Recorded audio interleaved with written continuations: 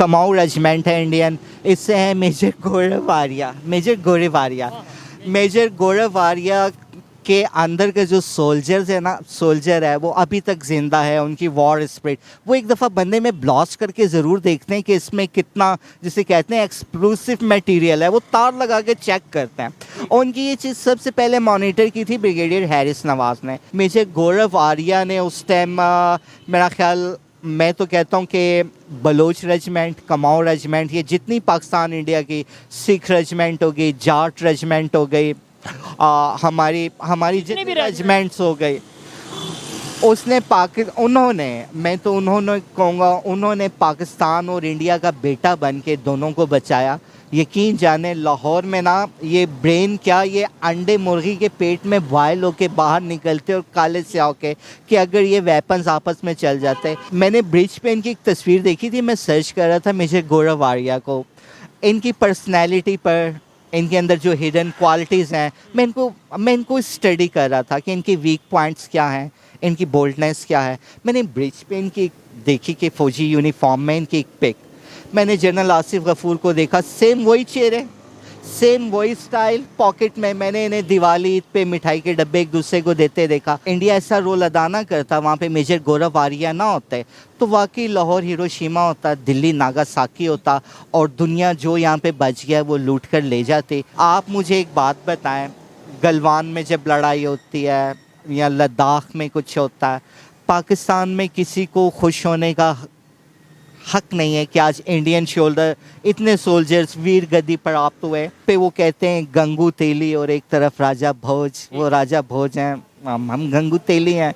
और बढ़ के आपने कहा यूरोप, अमेरिका से जितना डॉलर हमने खाया और जिस इवेंट पे जो कुछ हमने अमेरिका के साथ किया, अमेरिका को समझ आ गई कि ये वो तवा है जिस पे ना सिर्फ मेरे हाथ नहीं जले, मेरे पाँव नहीं जले, मेरा पिछवाड़ा भी जल गया। खुशबू आ रही है, खाने की चीज़ स्मेल को तो अरोमा कहते हैं, इसे स्मेल ही कहेंगे। बड़ा प्यारा शैम्पू है। मुझे ये बताओ, ज़िंदगी में एक हाथ से कितनी दफ़ा शावर लिया, गुस्ल किया? नहीं, ऐसा तो मुश्किल हो जाता है। क्या दोनों हाथों से शावर लेते? बिल्कुल बिल्कुल।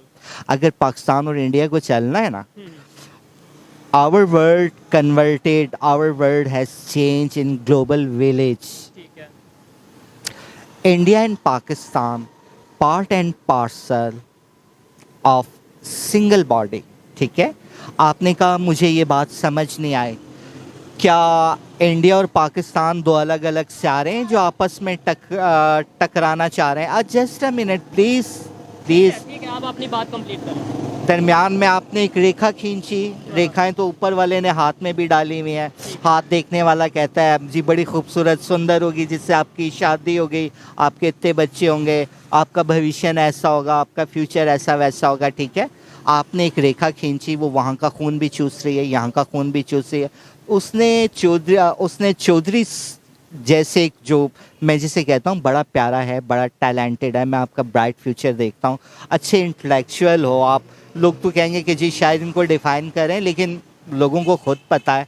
चौधरी, जब आप एक हाथ से गुस्ल नहीं कर सकते तो पाकिस्तान और इंडिया जब तक ये दोनों बाजू नहीं मिलेंगे, ये 1947 से लेके 2023 तक का गंद कैसे साफ होगा? ठीक है। आप एक हाथ से तो अपना मुंह नहीं धो सकते। इसमें दो चीज़ें आती हैं सुलेमानी साहब। एक चीज़ ये आती है कि कुछ लोग ये कहते हैं इंडिया ही क्यों, चाइना पड़ा है, इसके अलावा तुर्की पड़ा है, सऊदीया पड़ा है पाकिस्तान की हेल्प करने के लिए, इंडिया ही क्यों। सेकेंडली, ये बात तो मुझे भी समझ नहीं आती। थोड़ा बहुत इंटरनेशनल अगर ग्लोबली देखा जाए तो थोड़ा आइडिया होता है कि कैसे पाकिस्तान हेल्पफुल हो सकता है इंडिया के, लेकिन पाकिस्तान इंडिया को बचा सकता है, ये आपने जो स्टेटमेंट दी है ये मुझे भी नहीं समझ आई। आप जिस रोड पे खड़े हो, कभी इनका नाम होता था सूरजमल चौक, राजकुमार स्ट्रीट, अनारकली, आप तमाम देखें हिंदू या अंग्रेज़ों के नाम पे हैं या सिख सरदारों के नाम पर हैं। आप कह रहे हैं कि इंडिया हमें कैसे बचा सकता है? आप दोनों ने 3 जंगें लड़ी हैं एक दूसरे को दबोने के लिए, आपने लड़ी हैं, आपने कितना नुकसान उठाया है। मैं तो कहता हूँ कि एक क्रिकेट मैच होता है तो यहाँ वहाँ जलाओ घिराओ शुरू हो जाता है। इतनी नफ़रत पैदा की गई। वन साइडेड कॉइन की एक साइड, दुनिया की कोई करेंसी मुझे आप दिखाइए कि वो सिर्फ एक साइड है, दूसरी साइड ब्लैंक है। आप इंडिया को कहते हैं कि जी आप ब्लैंक रहें, हम दिखाते हैं, हम तो आपसे शांति चाहते हैं, अमन चाहते हैं, प्रेम चाहते हैं, क्यों कहते हैं हम ब्लैंक रहेंगे, आप इन सब चीज़ों को उभारिए, आप हमारे साथ आइए। सर, आप लोग माने ना माने, आप दो रिलीजन्स में हिंदुत्व की बात कर रहे हैं, यहाँ पे आप इस्लाम की बात कर रहे हैं। फिर आपके पिछले प्रोग्राम में बड़ी डिटेल बात हुई थी कि टू नेशन थ्योरी को डिकोड कीजिए कि how became a two religious theory, पीछे मोटिव क्या है, अल्टीरियर मोटिव हरासमेंट है, ब्लैकमेलिंग है, एक इंटरनेशनल माफिया है जो आपकी लड़ाई चाहता है। चाइना की आपने बात की, आप मुझे एक बात बताएं, गलवान में जब लड़ाई होती है या लद्दाख में कुछ होता है, पाकिस्तान में किसी को खुश होने का हक नहीं है कि आज इंडियन शोल्डर इतने सोल्जर्स वीर गद्दी प्राप्त हुए, उनमें किसी के नाम के साथ बलोच लगा हुआ है, कोई सिंधी बोलने वाला है, कोई पश्तो बोलने वाला है, किसी के नाम के साथ मोहम्मद हसन हुसैन लगा हुआ है, किसी के नाम के साथ। आप मुझे ये बात बताएं कि बाज़ लोग पाकिस्तान में कहते हैं कि देखें पिंग योंग या कोई भी नाम होगा, शी चिंग, हमारा उनसे क्या मिलता है? क्या हमारा ड्रेस उनसे मिलता है? हमारी लैंग्वेज उनसे मिलती है? हमारा रेसिज्म उनसे मिलता है? हमारा ब्लड उनसे देखिए international national norm and justice के अगेंस्ट है, लेकिन कहा जाता है कि जी इंडिया से हम कैसे मिलें?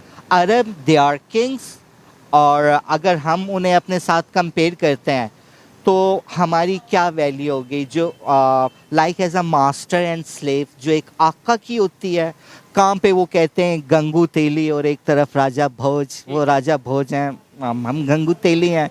और बढ़ के आपने कहा यूरोप, अमेरिका से जितना डॉलर हमने खाया और जिस इवेंट पे जो कुछ हमने अमेरिका के साथ किया, अमेरिका को समझ आ गई कि ये वो तवा है जिस पे ना सिर्फ मेरे हाथ नहीं जले, मेरे पाँव नहीं जले, मेरा पिछवाड़ा भी जल गया। सॉरी टू से। सुलेमानी साहब, आप यही बात है ना, देखें मैं भी यही बात करना चाहता हूं कि एक साइड पे आप कहते हैं कि पाकिस्तान को सिर्फ इंडिया बचा सकता है, दूसरी साइड पे आपने भी ये बोला और पूरी दुनिया जानती है 3 से 4 जंगें हो चुकी हैं। इवन 3-4 साल पहले की बात करें, 3-4 साल पहले की बात करें, जब दिल्ली जोन है वो हिरोशिमा बनने वाला था, लाहौर नागासाकी बनने वाला था, आपको इस चीज़ का आइडिया होगा, जब दोनों साइड से बिल्कुल मिसाइल सामने सामने आ चुके थे, आप दो जोन से वो सामने आ चुके थे, तो उसके ऊपर आप क्या कहना चाहते हैं? इतनी क्रिटिकल सिचुएशन रहती है इंडिया पाकिस्तान के दरमियान और आप कह रहे हैं इंडिया हमें बचा सकता है। जनरल कमर जावेद बाजवा का ताल्लुक बलोच रेजिमेंट में था। जनरल आसिफ गफूर साहब उस टाइम DGISPR थे, आजकल कोर कमांडर बलूचिस्तान है,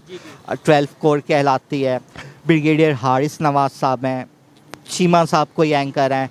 एक अब यकीन जाने कमाऊ रेजिमेंट है इंडियन, इससे है मेजर गौरव आर्या। मेजर गौरव आर्या के अंदर के जो सोल्जर है वो अभी तक जिंदा है, उनकी वॉर स्पिरिट, वो एक दफ़ा बंदे में ब्लास्ट करके ज़रूर देखते हैं कि इसमें कितना, जिसे कहते हैं एक्सप्लोसिव मटेरियल है, वो तार लगा के चेक करते हैं। और उनकी ये चीज़ सबसे पहले मॉनिटर की थी ब्रिगेडियर हैरिस नवाज ने। इंडियन पनडुब्बी सबमरीन, अब दोस्त भी कहा जाता है तेजा, जिसमें at a time 6 nuclear weapons हैं। इंडिया का ये कंफर्म है कि उसके पास MIRV मिसाइल सिस्टम है। यहाँ से पाकिस्तान की ऑगस्टा भी, जिसे साइलेंट किलर कहा जाता है, न्यूक्लियर सबमरीन है, वो निकल गई, दोनों आमने सामने। जनरल कमर जावेद बाजवा साहब ने एक स्पेशल वॉर रूम कायम कर दिया। न्यूज़ में हम तस्वीरें देख रहे हैं कि पाकिस्तानी तारपेडों ने उसे, जिसे कहते हैं कि फोकस किया हुआ है, उसे हिट करने पे हैं, टारगेट पे हैं, लेकिन जनरल बाजवा साहब कह रहे हैं कि आप किसी हालत में इन्हें हिट नहीं करेंगे जब तक वहाँ से मिसाइल फायर नहीं होता। यहाँ से मिसाइल फायर हो जाए तो पाकिस्तानी आप दोस्त को भी पूरा ऑप्शन है कि वो जो चाहे कर ले, लेकिन जब तक यहाँ से फायर ना हो। मेजर गौरव आर्या ने उस टाइम मेरा ख्याल, मैं तो कहता हूँ कि बलोच रेजिमेंट, कमाऊ रेजिमेंट, ये जितनी पाकिस्तान इंडिया की सिख रेजिमेंट हो गई, जाट रेजिमेंट हो गई, हमारी जितनी भी रेजिमेंट्स हो गई, उन्होंने कहूँगा उन्होंने पाकिस्तान और इंडिया का बेटा बन के दोनों को बचाया। यकीन जाने लाहौर में ना ये ब्रेन क्या, ये अंडे मुर्गी के पेट में बॉयल होके बाहर निकलते और काले से होके कि अगर ये वेपन्स आपस में चल जाते। इंडिया का बरहमूस प्रोग्राम देखिए, उनका त्रिशूल देखिए, उनका अग्नि देखिए। अब पार्ले उन्होंने कोई मिसाइल बनाया, प्रेले मिसाइल, मैंने वीडियो भी इसके ऊपर की। प्राले, मेरा ख्याल प्राले, PRA प्राले, ठीक है। कोई ऐसे है।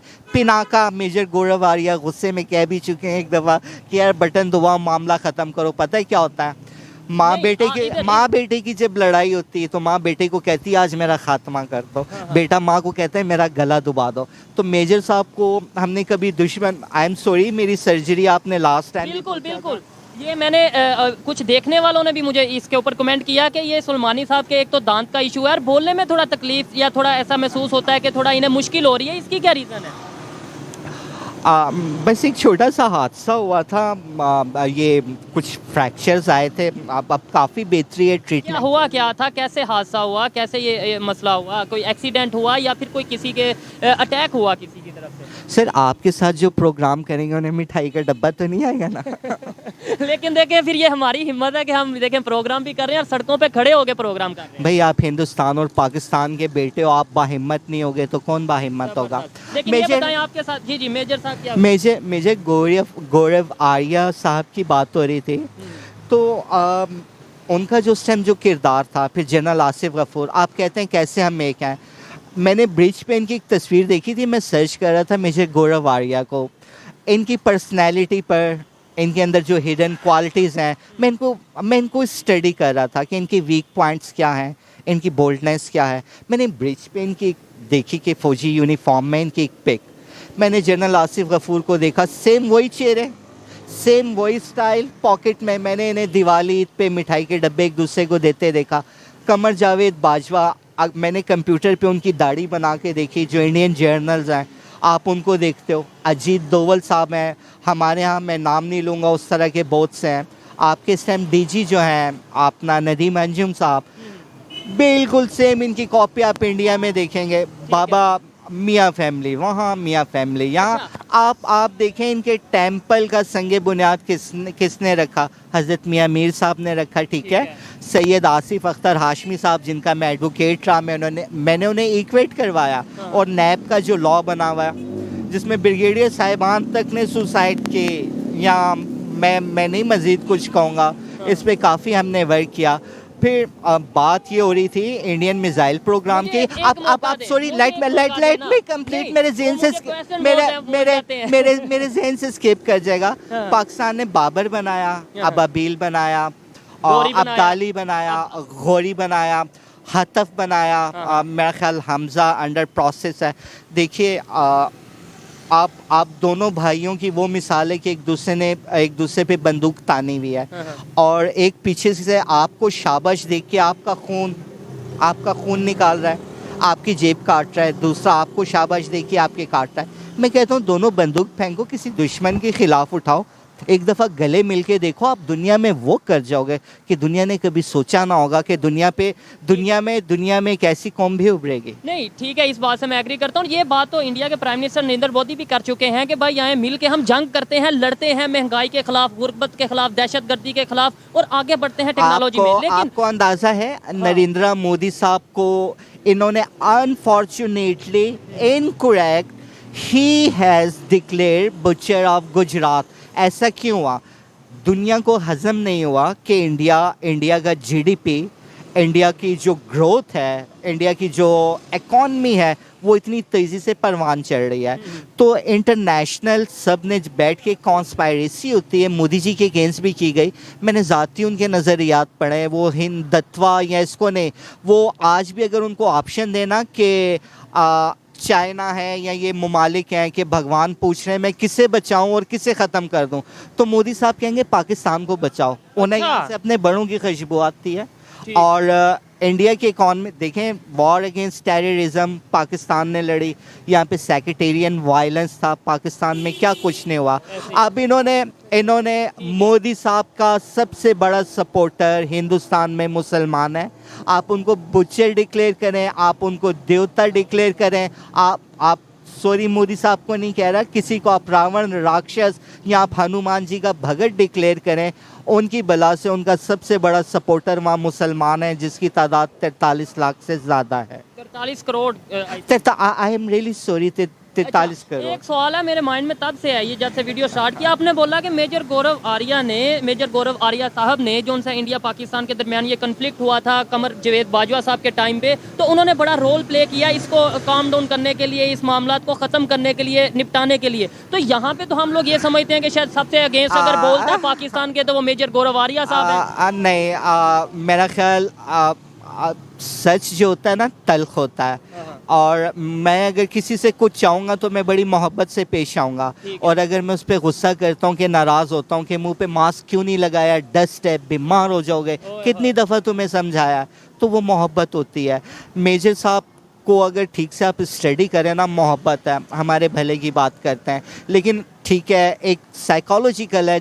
आर्मी के ख़िलाफ़ वो जब पाक आर्मी के ख़िलाफ़ कहते हैं, लेकिन वो अप्रिशिएट भी करते हैं। ये वो मेजर गौरव आर्या हैं जिन्होंने इंडिया में बैठकर कहा मैं सल्यूट करता हूँ कमर जावेद बाजवा को, ही इज़ वेरी जेंटलमैन, कि एक मिसअंडरस्टैंडिंग पैदा हुई थी। अगर ये बंदा ऐसा किरदार ना निभाता, ये बंदा सिर्फ अपने इंटरेस्ट को देखता, हीरो बनना चाहता, महाज खोलता, तो आज दुनिया के नक्शे पे ये दोनों मुल्क ना होते। कि मेजर गौरव आर्या ने इंडिया में बैठकर कहा कि मैं कोई chief of the army staff general Qamar Javed Bajwa को सल्यूट करता हूँ, ही इज़ वेरी जेंटलमैन। अगर वो ऐसा रोल अदा ना करते और इंडिया ऐसा रोल अदा ना करता, वहाँ पे मेजर गौरव आर्या ना होते, तो वाकई लाहौर हिरोशिमा होता, दिल्ली नागासाकी होता, और दुनिया जो यहाँ पे बच गया वो लूट कर ले जाते। भाभी जी आप मेजर साहब को ज़्यादा बेहतर जानती हैं, उनके मिजाज को, लेकिन मैंने उनको जितना स्टडी किया है वो मिसबिहेव बर्दाश्त नहीं करते। मैंने बहुत से प्रोग्राम्स उनके देखे हैं कि आपस में पाकिस्तान से भी कुछ गलत बात हुई, कुछ इंडिया की तरफ से भी गलत बात हुई, तो प्रोग्राम का कुछ अच्छा नहीं लगता। एक दफ़ा मुझे राजा साहब के साथ उनका प्रोग्राम याद है, आरजू काज़मी साहब के साथ देखे, ब्रिगेडियर हैरिस साहब के साथ देखे, चीमा साहब के साथ देखे। बल्कि मेजर साहब मैं आपको ऑफ़र करता हूँ कि भाभी जी उनका स्टाइल बड़ा प्यारा है, यूँ कप उठा के चाय का जायका लेते हैं, शायद भाभी जी आपको याद करते हो, हमारी प्यारी सी बहना को कप यूँ रखते हैं। तो जी मेजर साहब माइंड ना कर जाए, अगर लेट्स सपोज वो वीडियो देख रहे हैं, मेजर साहब लव यू, मेजर साहब आपको यहाँ भी पप्पी, आपको यहाँ भी पप्पी, आपको प्यारी सी जपी। मैसेज आप देना चाहते हैं अगर वो देख रहे हैं, या अगर देखने वाले जो भी लोग ये वीडियो देख रहे हैं उन मेजर साहब तक, मेजर गौरव साहब तक ये वीडियो पहुंचाएं, तो मेजर साहब आप पूरे पाकिस्तान की तरफ से, पूरी दुनिया की तरफ से, पूरे वर्ल्ड की तरफ से आपके लिए बहुत सी सुंदर कामनाएं, आपके लिए ढेरों दुआएं, और मेरी आपसे रिक्वेस्ट है कभी इंटेलेक्चुअल्स के साथ बैठिए, या इनके प्रोग्राम में आइए, या हमें अपने प्रोग्राम में बुलाइए। हम जो पाकिस्तान और इंडिया जिस स्टेज पर आए और पीछे हुए, इन फ्यूचर अगर इनसे ऐसी मिस्टेक होती है या मिसअंडरस्टैंडिंग होती है तो हमारे पास क्या हॉटलाइन होगी, हम कैसे प्रोटेक्ट कर सकते हैं ये परमाणु जिसे, और ये जो तबाही है जिसको इंडियन में जहन्नुम को, हेल को क्या कहते हैं, नर्क कहते हैं। नर्क, किस नर्क से हम ये आने वाली पीढ़ियों को, ये जनरेशन्स को कैसे बचा सकते हैं। लेकिन एक बात सच कह रहा हूँ, मैंने जितने पाकिस्तानी आर्मी ऑफिसर्स देखे हैं, इंडियन देखे हैं, पिक्स रखे हैं, एक दूसरे से सेम स्टाइल है, because they are same nation, love you, thank you. अच्छा लगा सुलेमानी साहब से बात करके, और बहुत सी इस दफ़ा मुझे बातें देखकर मैं हैरान भी हुआ, और थोड़ा सा मैंने इनको नोट किया कि शायद थोड़ा सा कहीं कंफ्यूजन में थे, क्योंकि ये भी सुलेमानी साहब हैं, पाकिस्तानी हैं, पाकिस्तान के सिटीज़न हैं, और वो भी लोग जिन्हें मैं पर्सनली जानता हूँ जो ये कहते हैं कि इंडिया की तरफ से हमेशा नफरत आती है। ख़ास तौर पर अगर मेजर गौरव आर्या साहब की बात करें तो भाई वो तो पाकिस्तान के ख़िलाफ़ ही हमेशा बोलता है, बहुत नेगेटिव बोलता है, तो भाई फिर ये भी पाकिस्तानी है जो कि उनको अप्रिशिएट कर रहा है, और वो भी पाकिस्तानी है। अब बात है सोच की, बात है नजरिए की, कि आप किसी के क्रिटिसिज्म को किस तरीके से लेते हो। अगर कोई आप पे गुस्सा कर रहा है, आप उस गुस्से की वजह को ठीक करते हो, या फिर उसे सिर्फ नेगेटिव पहलू से लेते हो कि भाई ये गुस्सा क्यों कर रहा है, ये आपके ऊपर डिपेंड करता है। कहा जाता है कि मेरी जो रिसर्च है कि मेजर गौरव आर्या पाकिस्तान के जो रिटायर्ड